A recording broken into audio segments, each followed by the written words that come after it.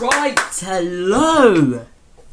Oh, Jesus. Today we are looking at England's World Cup squad and who I think should get on the plane.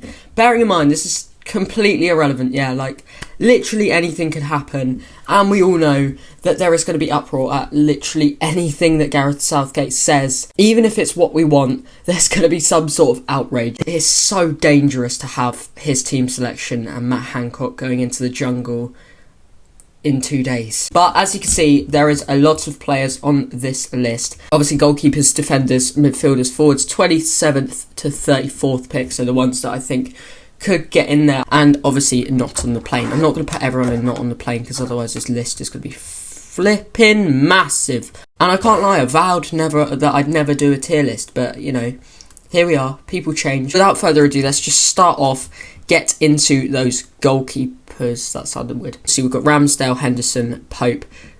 God knows why Joe Hart's on this list. Just like, why are you here? And then obviously Pickford and Johnston as well. Right off the bat, Pickford's got to get in there. And then we are going to go for, I think this is the easiest pick of them all.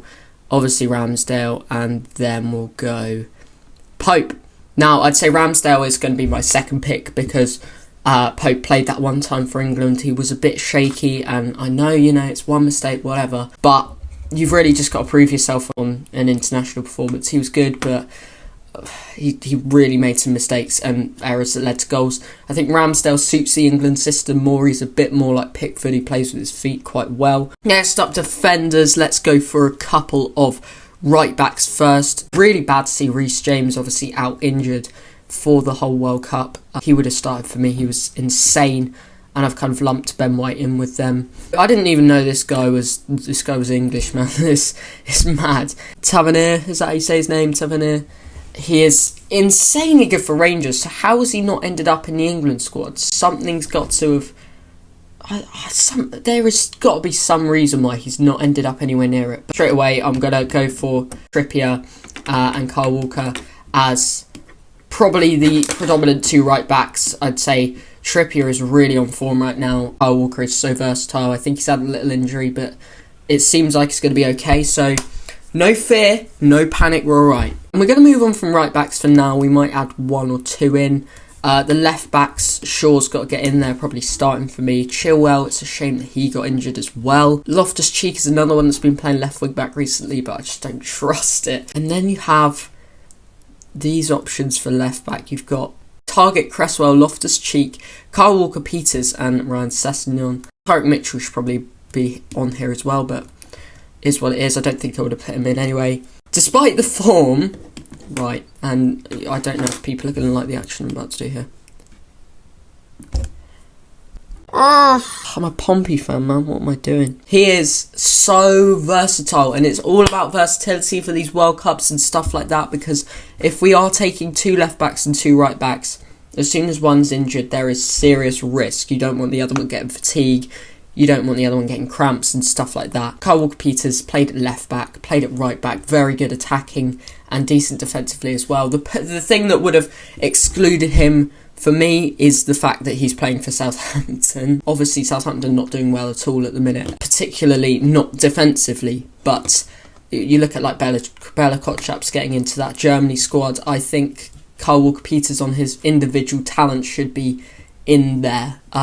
If Chilwell was here, it would be a different story. I don't think he would be in it. Sessegnon, honourable mention, because he could be very, very good. He's been decent for Spurs, so I wouldn't write it off. Next up, let's go into our centre-backs. I'm going to put 4 in to begin with. So Stones is getting in first pick. He's always the first name on the team sheet. I think he's been very, very good. Eric Dyer is one that a lot of people are saying. Harry Maguire.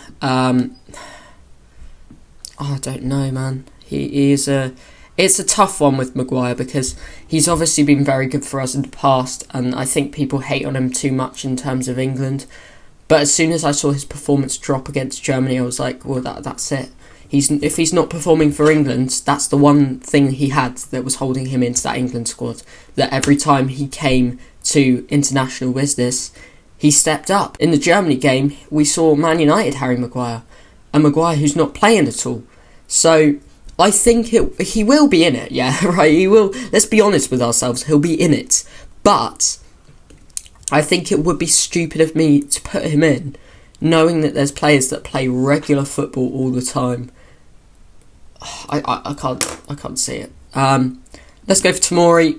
I do love Tomori. I think he's a great centre-back. Really underrated just because he plays abroad, and that's the only reason, really. Mark as well.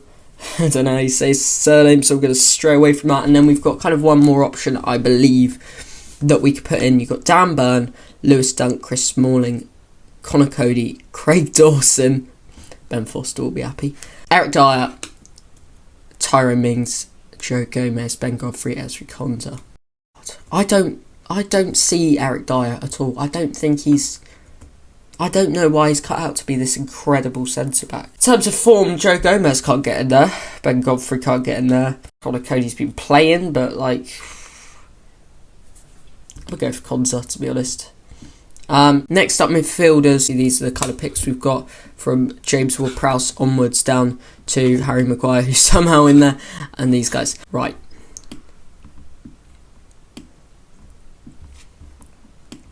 Anyone who argues these three midfielders need to be in a World Cup squad, just retire, mate. Retire. You're so done, okay? You are seriously...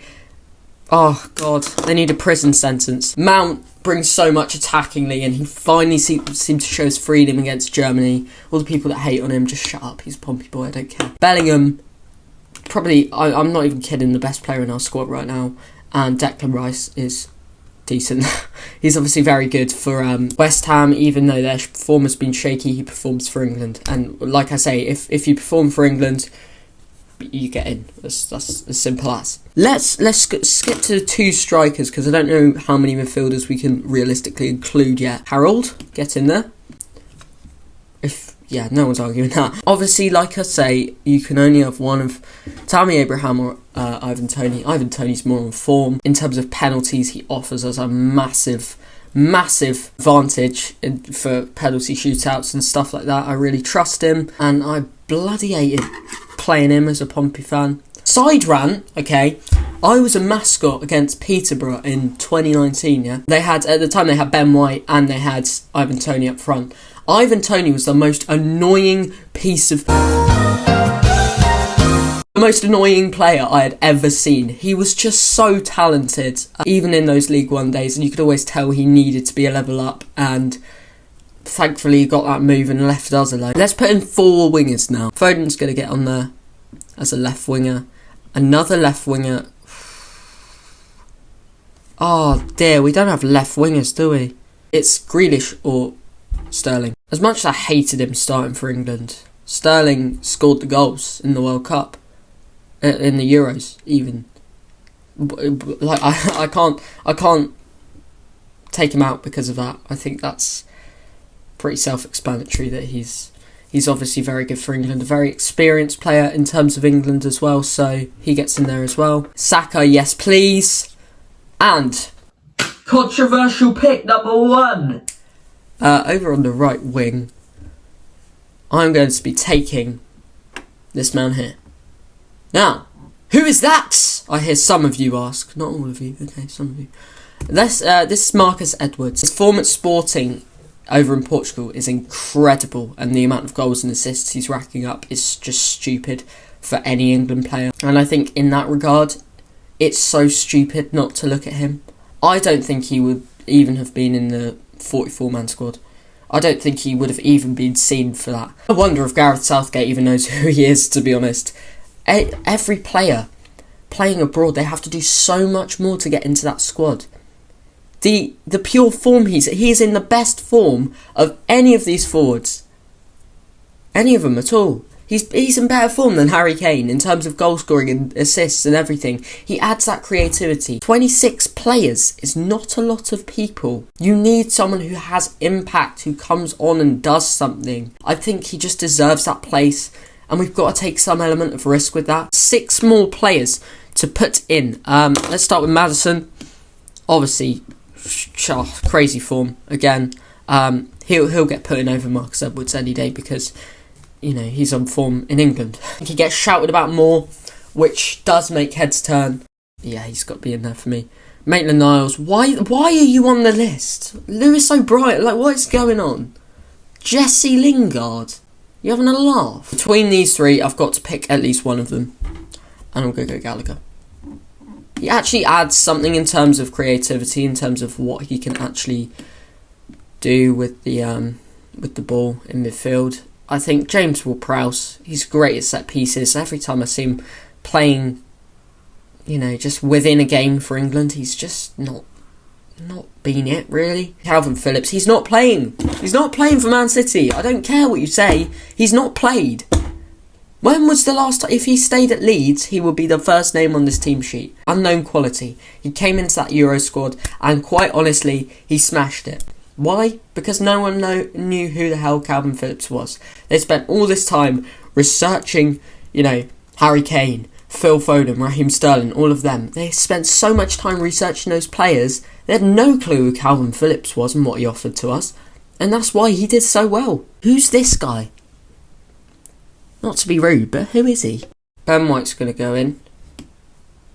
Because, again, versatility. He can play wherever. Playing for an Arsenal side that's top of the league. Let's not ignore that. Trent gets in for me because it's Trent. I don't care what form he's in. Does Rashford go, or does Sancho go, or does Tammy Abraham go, or does Grealish go, or does...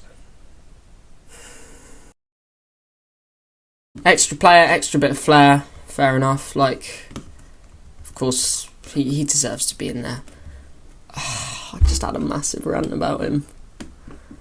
If he's fit, he's going.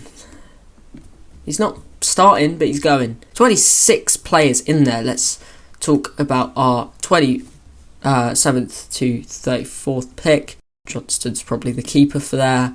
Then we've got Sessegnon, has been very good for Spurs, like I say. Maguire's obviously in that category. Dyer's in that category. Gomez is in that category. Hendo is in there. James Ward-Prowse. And then you got, you know, Grealish and Bowen.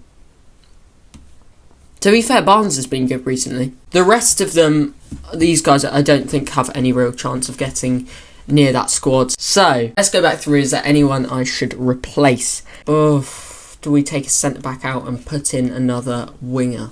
I'm doing it. I am doing it. Let's put in Grealish. Oh, I feel so bad for Rashford, but Rashford's a striker. He is. He's been playing as a striker and he's been doing well. That's what it is. So this is my full squad. Jordan Pickford, Aaron Ramsdale, Nick Pope. I'm not going to read all their names out. You can see it. But yeah, probably the surprise ones I've got in here are KWP. I've got Mark in there as well. I've got Gallagher. I don't think a lot of people would put him in. Marcus Edwards, obviously. And yeah, that's pretty much it. That is my squad. Let me know yours down below if this comes out late. I'm sorry. If you want to see my combined Group G 11, go click here. And other than that, I will see you in the next one. Let's see how it goes. And let's see how Matt Hancock goes in I'm a Celeb. See you in a bit.